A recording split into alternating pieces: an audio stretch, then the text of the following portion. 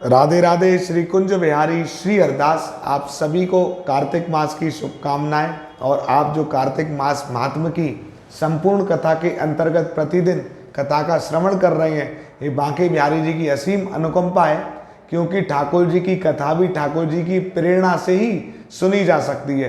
तो आप इस वीडियो को ज़्यादा से ज़्यादा शेयर जरूर किया करें। आज हम कार्तिक मास महात्म की संपूर्ण कथा के अंतर्गत 9वें एवं 10वें अध्याय की कथा का श्रवण करेंगे।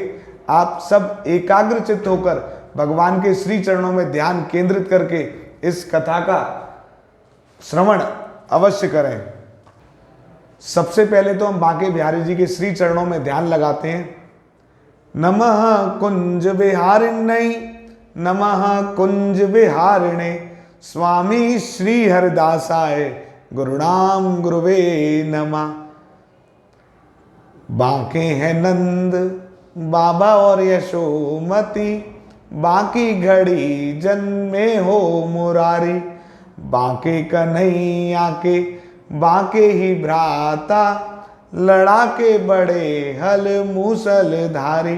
कि बांकी मिली दुल्हन जगबंदन, बांके गोपाल के बांके पुजारी। भक्तन दर्शन देने के कारण, झांकी झरोका में बांके बिहारी। तो आप सब बांके बिहारी जी का जयकारा लगाकर कार्तिक मास के 9वें एवं 10वें अध्याय की कथा का श्रवण करें। सबसे पहले 9वां अध्याय।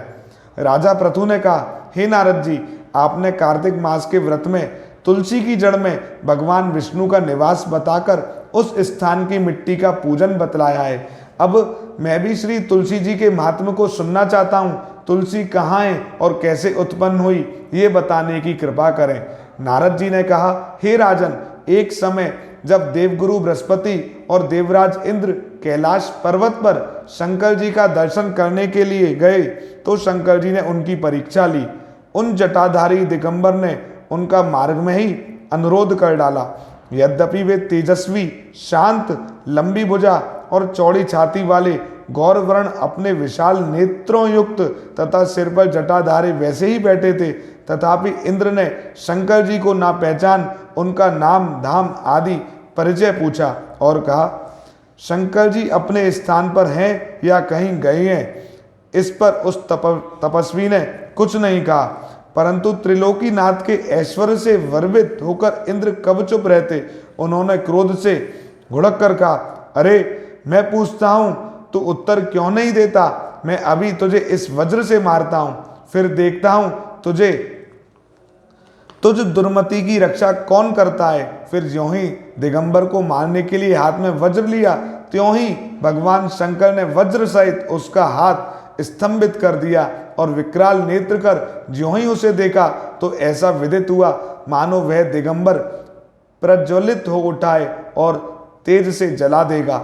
भुजाएं स्तंभित होने से इंद्र के क्रोध और दुख का अंत ना रहा, परंतु ज्यों ही बृहस्पति जी ने उसको प्रज्वलित देखा, त्यों ही अपनी बुद्धि से उनको भगवान शंकर जानकर प्रणाम किया और इंद्र को भी उनके चरणों में गिराया। फिर बृहस्पति जी बोले, हे दीनानाथ, अपना क्रोध रोककर इंद्र का अपराध क्षमा कीजिए। बृहस्पति जी के वचन सुनकर महेश्वर गंभीर वाणी में बोले, मैं अपने नेत्रों से निकले क्रोध को कैसे रोकूं?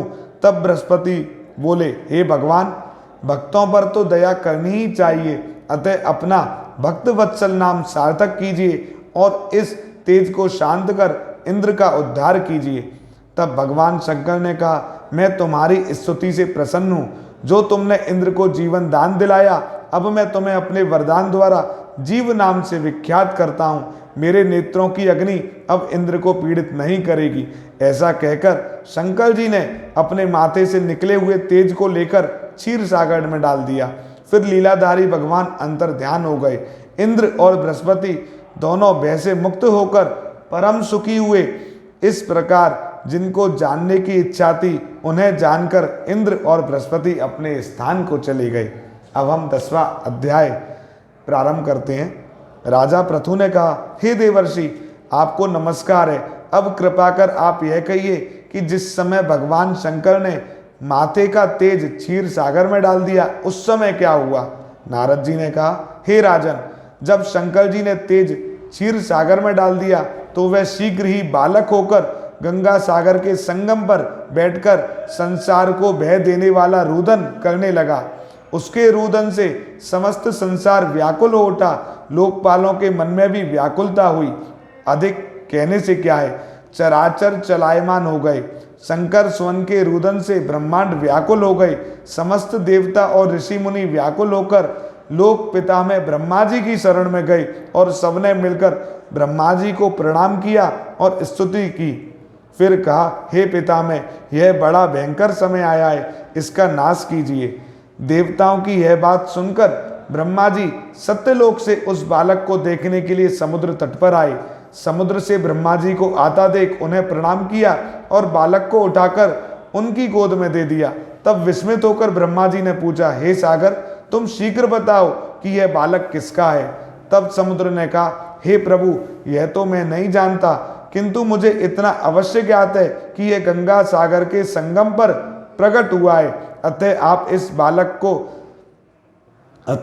बालक का जाति कर्म आदि संस्कार कीजिए, इसका जातक फल बताइए। नारद जी कहते हैं, इधर तो सागर ब्रह्मा जी से ऐसे कह रहा था, उधर सागर पुत्र भी ब्रह्मा जी के गले में हाथ डालकर बार बार उनको आकर्षण कर रहा था। अब तो उसने ब्रह्मा जी का गला जोर से पकड़ा कि वे पीड़ितों नेत्रों से आंसू डालने लगे।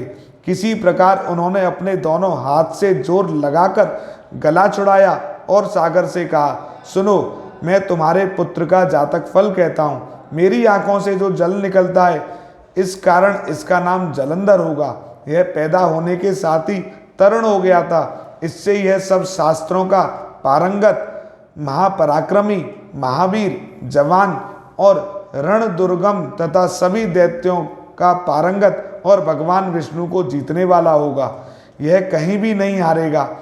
एक भगवान शंकर को छोड़कर सबसे अवस्थ होगा। जहाँ से यह उत्पन्न हुआ है फिर वहीं जाएगा। इसकी पत्नी बड़ी पतिव्रता, सौभाग्यशाली, सर्वांग सुंदरी, परम मनोहर, मृदु भाषणी तथा शील की सागर होगी। नारद जी ने कहा, हे राजन, सागर से यह कहकर ब्रह्मा जी ने शुक्राचार्य को बुलाकर बालक का राज अभिषेक कराया। फिर अंतर ध्यान हो गए। अब तो उस बालक को देख सागर बहुत प्रसन्न हुआ और कितने ही उपाय से उसका पालन करके बड़ा किया। फिर कालनेम नामक असुर को बुला उसकी वृंदा नाम की पुत्री से उसका विवाह करा दिया। अब शुक्राचार्य के प्रभाव से वह दैत्यों पर राज करने लगा। आज हमने कार्तिक मास के 9वें एवं 10वें अध्याय की कथा का श्रवण किया, जिसमें तुलसी की उत्पत्ति की जो पूर्व की कहानी है उसका बहुत सुंदर दृष्टांत है।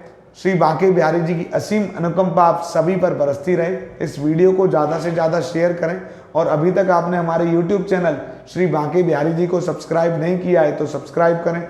Facebook page Banke Bihari temple को लाइक एवं फॉलो करें और बांके बिहारी जी मंदिर से कथाओं का, एकादशी की कथा का, कार्तिक मास की कथा का और लाइव उत्सवों का, श्रृंगार आरती का आनंद लेते रहें। श्री कुंज बिहारी, श्री हरदास।